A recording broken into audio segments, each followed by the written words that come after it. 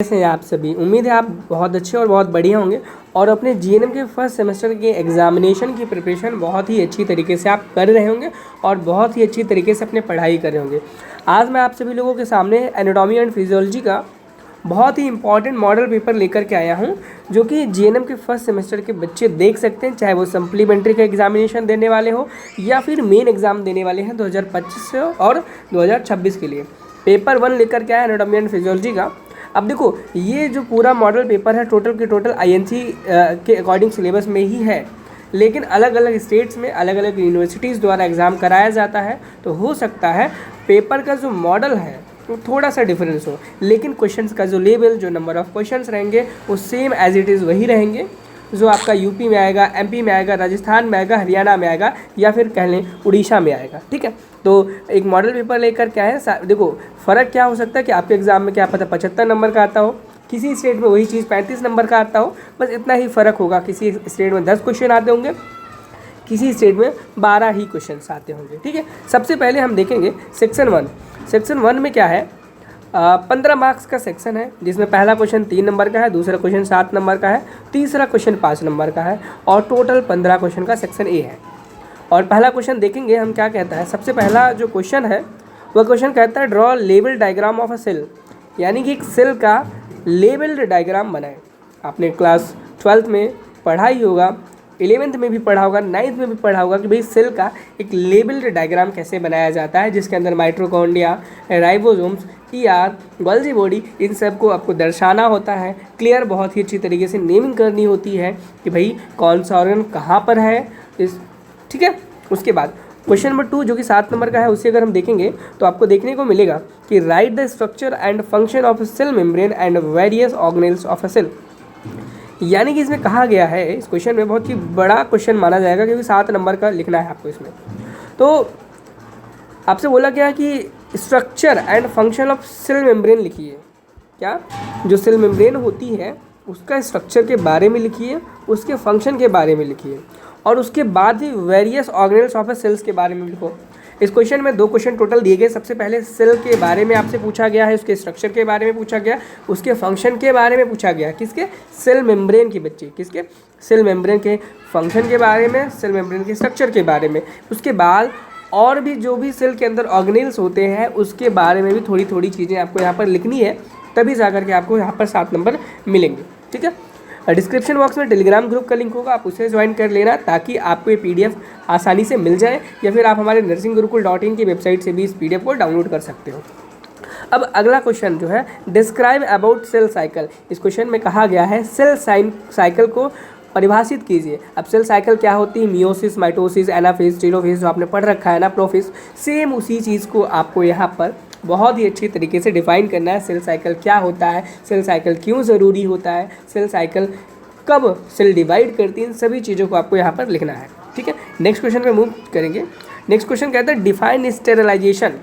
अब देखो, स्टेरिलाइजेशन क्या होता है इसको आपको डिफाइन करना है। भाई स्टेरिलाइजेशन में आपको वही लिखना है कि स्टेरिलाइजेशन एक प्रोसेस होती है जिसमें हम क्या करते हैं, एक वायरल, बैक्टीरियल इन्फेक्शन या फिर जो एजेंट्स होते हैं उनका फ्री एक एरिया बनाया जाता है, कि एक ऐसा एरिया हो जहाँ पर ना तो ही बैक्टीरिया हो ना ही वायरस हो, ताकि कोई आगे सर्जिकल प्रोसीजर या फिर प्रोसीजर किया जा सके, या फिर क्या किया जा सके, कोई भी ऐसी प्रोसेस जो कि इनकी एब्सेंस में की जाती हो, इन बैक्टीरियाज वायरसेस के एब्सेंस में की जाती हो, उस चीज़ को हम कंप्लीट कर सकें। ठीक है, बाकी अगला देखेंगे question number B option. Question क्या कहता है, list out different method of sterilisation.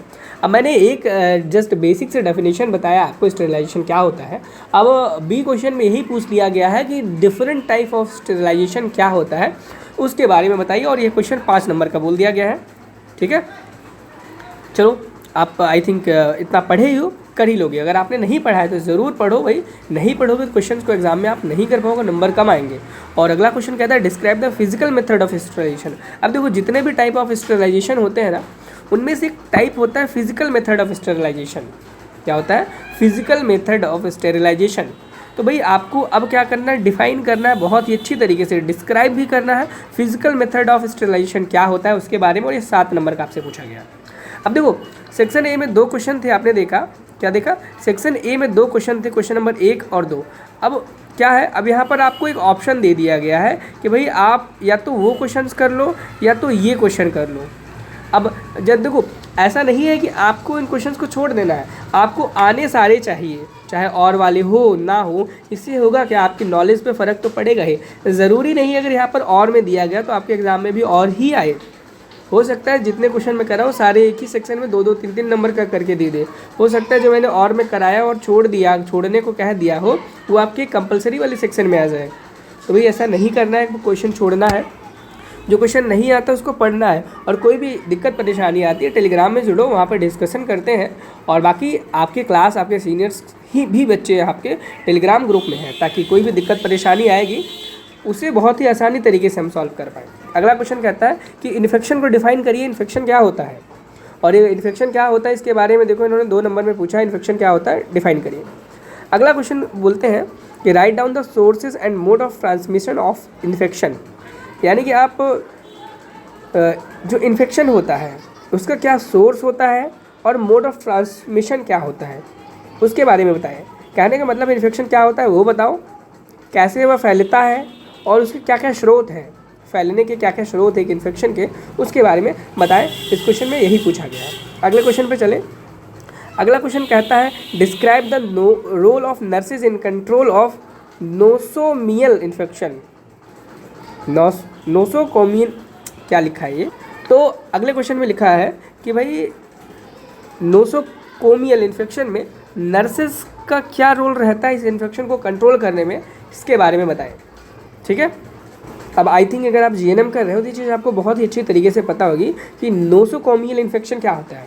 मैं बता दूं, नोसोकोमियल इन्फेक्शन होता है, यह वो इन्फेक्शन है जब एक पेशेंट हॉस्पिटल में एडमिट तो हो रहा था, उस टाइम पे उस पेशेंट को कोई भी बीमारी एडिशनल नहीं थी। जैसे कि आप मान लो कि आपको डेंगू हुआ है और आप हॉस्पिटल में एडमिट हो और कोई बीमारी नहीं आपको, तो भाई डेंगू के साथ साथ में हॉस्पिटल में रहते रहते आपको कोई और इन्फेक्शन हो जाए, उसको नोसोकोमियल इन्फेक्शन बोलते हैं।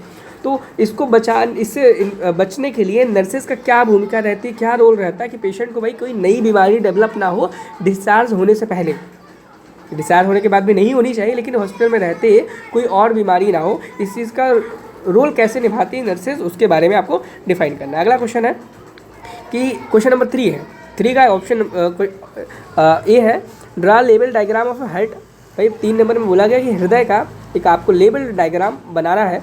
अगले क्वेश्चन में बोला गया describe the structure of heart, यानी कि अगले क्वेश्चन में कहा गया अब आपको क्या करना है, हार्ट के स्ट्रक्चर को डिफाइन करना है। सबसे पहले इन्होंने डायग्राम बनवा लिया 3 नंबर में। 5 नंबर में उसकी फंक्शंस के बारे में पूछ रहे हैं, उसके फीचर्स के बारे में पूछ रहे हैं, उसके स्ट्रक्चर्स के बारे में पूछ रहे हैं। अब अगले क्वेश्चन में ही इन्होंने पूछ लिया right about the blood flow through the heart, यानी कि हार्ट में ब्लड फ्लो तो होता है, आप सभी जानते होंगे, लेकिन वह कैसे होता है, आर्टरीज में कैसे होता है, वेन्स में कैसे होता है, उसकी मैकेनिज्म को इन्होंने पूछ लिया कि भाई हार्ट में जो ब्लड फ्लो का प्रोसेस होता है वो कैसे होता है, उसके बारे में बताएं।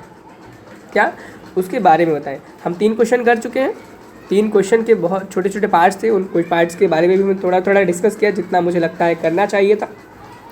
बाकी चौथा क्वेश्चन यहाँ पे कहता है कि राइट शॉर्ट नोट्स, यानी कि अब आपको यहाँ पर शॉर्ट नोट्स लिखने हैं, लेकिन साथ में एक नोट भी है कि एनी 3, यानी कि इस क्वेश्चन नंबर 4 में आपको 4 से 5 क्वेश्चन दिए गए हैं, यानी कि 5 पॉइंट्स दिए गए हैं, पॉइंटर्स दिए गए हैं। 5 पॉइंटर में से आपको मात्र 3 पर शॉर्ट नोट्स लिखने हैं। अब देखो, बहुत खुश मत हो जाना कि भाई 3 बोले गए, इनमें से 3 मुझे आ रहे हैं, 2 नहीं आ रहे हैं। आपको 5 आने चाहिए। हो सकता है जो आप आज इस मॉडल पेपर में छोड़ रहे हो और आपके एग्ज़ाम में वही वाला आ जाएगा, तब क्या करोगे। तो इस वजह से जो आपको इस मॉडल पेपर में चीज़ें नहीं आती हैं, कोशिश करो उनको भी आप पढ़ो, ताकि जब आपका एग्ज़ाम आए उस टाइम पे आप उन चीज़ों को कर पाओ। जैसे कि हैंड वॉशिंग के ऊपर आपको शॉर्ट नोट्स लिखना है, हैंड वॉश आपको क्यों करना चाहिए, क्यों कंपलसरी है और कब कब करना चाहिए, दिन में कितनी बार करना चाहिए। और ये क्वेश्चन आप देख सकते हो 5 नंबर का है, ठीक है, 5 नंबर का एक क्वेश्चन है। अब BMW क्या होता है इसके बारे में बताएं। अब BMW नाम सुनते ही आप BMW कार्स की तरह मत सोचने लग जाना BMW कार के बारे में हमें लिखना है। अब BMW क्या होता है हेल्थ मैनेजमेंट में, उसके बारे में आपको बायोमेडिकल बेस्ड होता है। BMW क्या होता है, बायोमेडिकल बेस्ड होता है, उसके बारे में शॉर्ट नोट लिखना है 5 नंबर का, ठीक है। अगला क्वेश्चन कहता है सैनोवियल जॉइंट क्या होता है। अब आपको इसमें लिखना पड़ेगा सैनोवियल जॉइंट क्या होता है, कहाँ कहाँ पर होता है, साइनोवियल जॉइंट्स के बीच में ऐसा क्या होता है, एक फ्लूइड प्रेजेंट होता है ना, उस फ्लूइड के बारे में अगर लिख पाओ भाई, देखो जितना अच्छे से डिफाइन करोगे ना उतना अच्छे मार्क्स आपको मिलेंगे। अब देखो यहाँ पर आपका एमसीक्यू टाइप क्वेश्चन तो है नहीं है क्वेश्चन पेपर कि भाई आपने थोड़ा सा किया और उसके बाद आपको अच्छा मार्क्स मिल गया, ये चीज़ तो पॉसिबल नहीं है यहाँ पर। लेकिन अगर आप यहाँ पर सही से चीज़ें लिखोगे ना तो क्लियर है भाई, आपको नंबर बहुत ही अच्छे मिलेंगे। अगला क्वेश्चन कहता है function and composition of CSF, cerebro spinal fluid CSF का फुल फॉर्म है। और इस क्वेश्चन में बोला गया है कि क्या फंक्शन होता है CSF का और इसका कंपोजिशन, यानी कि CSF जो है सेरिब्रो स्पाइनल फ्लूइड, वह किस चीज़ से मिलकर के बना होता है, इसके बारे में आपको लिखना है शॉर्ट नोट में।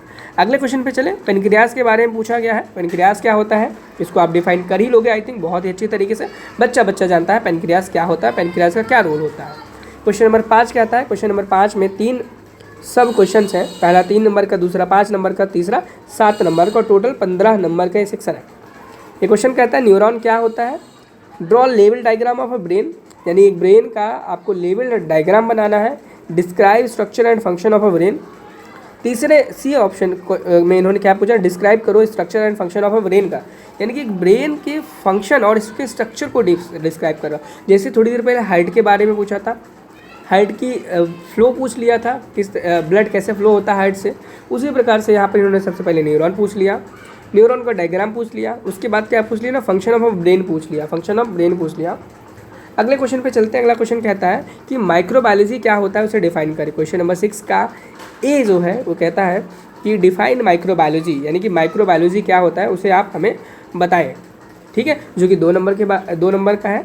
आगे उसके बाद describe the classification of microbes, यानी कि जो माइक्रोब्स हैं उसके क्लासिफिकेशन को आपको लिखना है। 3 नंबर में क्वेश्चन आपसे पूछा जा सकता है। अगली यानी कि सी सेक्शन में इन्होंने पूछा dry level diagram of a microscope. अब यहाँ पर एक माइक्रोस्कोप के लेवल डायग्राम को बनाने की इन्होंने बात कही कि भैया हम एक माइक्रोस्कोप आपको बनाना है, लेवल डायग्राम बनाना है आपको, ठीक है, क्या बनाना है, लेवल डायग्राम बनाना है। 7वां क्वेश्चन कहता है कि what do you mean by respiratory, यानी कि आप श्वसन से क्या समझते हैं उसके बारे में बताएं। और 5 नंबर का क्वेश्चन है बच्चे, इस क्वेश्चन को बहुत ही क्लियर, बहुत ही अच्छी तरीके से पढ़ के जाना है रेस्पिरेशन को। आगे इन्होंने पूछा, फिर से वही सेम चीज़ कर दी इन्होंने, describe the structure of lungs with diagram. अब आपको क्या करना है, लंग्स के डायग्राम के साथ उसके स्ट्रक्चर को डिफाइन करना है कि लंग्स क्या है, उसका क्या काम है, उसका क्या रोल है, लंग्स हमारी बॉडी में क्यों ज़रूरी है। बाकी अगला क्वेश्चन कहता है right the physiology of respiration की फिजियोलॉजी क्या है उसके बारे में आपको व्याख्या करनी है, डिस्क्रिप्शन लिखना है। बाकी अगले क्वेश्चन पे चले, क्वेश्चन नंबर 8 पर देखेंगे। क्वेश्चन नंबर 8 जो है वो 8 मार्क का है, यानी कि यहाँ पर 4 क्वेश्चन दिए गए हैं और चारों 2-2 नंबर के हैं। तो write the role of nurses in the following. अब इस क्वेश्चन में कहा गया है कि ये जो 4 पॉइंटर्स दिए गए ना, इनमें नर्सेज का क्या रोल रहता है उसके बारे में बताएं। पहला question, recording of vital science, fracture of femur bone, cerebrum, blood pressure, इनमें नर्सेज का क्या रोल रहता है भाई, इसके बारे में आपको बताना है। भाई अगर कोई नर्स है वो वाइटल साइंस को रिकॉर्ड यानी लिख करके रख रही है किसी चीज़ साइन को, तो उसका क्या रोल है, क्या पर्पज़, वो ऐसा क्यों कर रही है, उसके बारे में आपको लिखना है, ठीक है। अगला, फ्रैक्चर ऑफ फीमर बोन, अगर किसी व्यक्ति के फीमर बोन में फ्रैक्चर हो जाता है तब नर्सेज का उसमें क्या रोल है, सेरिब्रम में क्या रोल है, और ब्लड प्रेशर को नापने में, बताने में, उसकी कैलकुलेशन लिख करके नोट डाउन करके रखने में एक नर्स का क्या रोल है उसके बारे में भी आपको बताना है। अगले क्वेश्चन पे मूव करेंगे। अगला क्वेश्चन कहता है कि describe the female reproductive system with the help of A diagram. बहुत इंपॉर्टेंट क्वेश्चन है। इवन रिप्रोडक्टिव यूनिट जो है सभी बच्चों को फेवरेट होती है, चाहे वो फीमेल हो मेल हो, सभी को बहुत ही क्यों है, क्योंकि इसको डेली लाइफ से हर बच्चा वो रिलेट कर पाता है और उसे बहुत ही आसान तरीके से सारी चीज़ें मालूम होती हैं और बहुत ही क्लियर तरीके से वो कर पाता है। जैसे ए में पूछा कि describe the female reproductive system with the help of diagram, यानी कि एक फीमेल रिप्रोडक्टिव सिस्टम का आपको डायग्राम बनाना है और उसे डिस्क्राइब भी करना है, सिर्फ डायग्राम ही नहीं बनाना है, क्योंकि 5 नंबर के क्वेश्चन में पूछा जाएगा आपसे, तो बहुत ही इंपॉर्टेंट है। सिर्फ डायग्राम ही नहीं बनाना है आपको, इसके क्या करना है, डिस्क्रिप्शन भी लिखना है। उसके बाद आगे ऑप्शन बी में बोला गया है, क्वेश्चन बी में, कि write down the function of uterus, यानी कि जो यूट्रस होता है उसके फंक्शंस के बारे में भी पूछा गया कि यूट्रस क्या होता है, उसके फंक्शंस के बारे में लिखें, यूट्रस का क्या काम होता है। अगला क्वेश्चन है डिस्क्राइब द मेंस्ट्रुअल साइकिल, यानी कि मेंस्ट्रुअल साइकिल क्या होती है, कितने दिनों की होती है, इसके बारे में आपको पूरी व्याख्या लिखनी है ताकि आपको एग्जामिनर बहुत ही अच्छे नंबर दे। आज हमने मॉडल पेपर 1 किया किसका, एनाटॉमी एंड फिजियोलॉजी का, किसका, एनाटॉमी एंड फिजियोलॉजी का, जीएनएम के फर्स्ट सेमेस्टर का। इसी तरीके हम सारे सेमेस्टर के पेपर 1 पेपर 2 जितने भी होते हैं सारे सब्जेक्ट के करते जाएंगे ताकि एग्ज़ाम की प्रिपरेशन आपकी बहुत ही अच्छी तरीके से हो जाए। किसी भी तरीके की आपको कोई भी दिक्कत परेशानी हो, डिस्क्रिप्शन बॉक्स में हमारे टेलीग्राम, इंस्टाग्राम और व्हाट्सएप ग्रुप के लिंक भी दिए गए हैं, आप वहाँ से हमारे चैनल को ज्वाइन कर सकते हो। चैनल को सब्सक्राइब करना बिल्कुल भी ना भूलें। Thank you, have a nice day, bye bye.